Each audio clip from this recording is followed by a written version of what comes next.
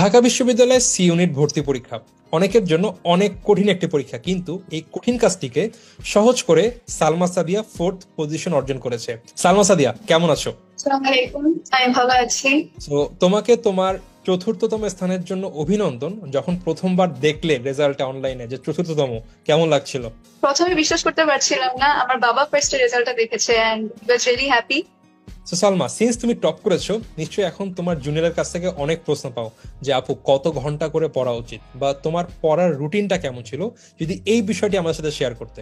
আসলে এটার উত্তর আমি দিব যে you have to know yourself very well. কারণ কি, এক একজনের এক একটা টপিক পড়তে এক এক সময় লাগে, সবার জন্য টাইমটা সেম হয় না।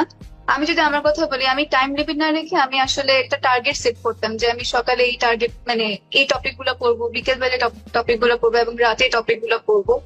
এমন কোন 3টা কাজ একটা শিক্ষার্থীকে মাস্ট করতে হবে ভর্তি প্রিপারেশনে নামার সময়,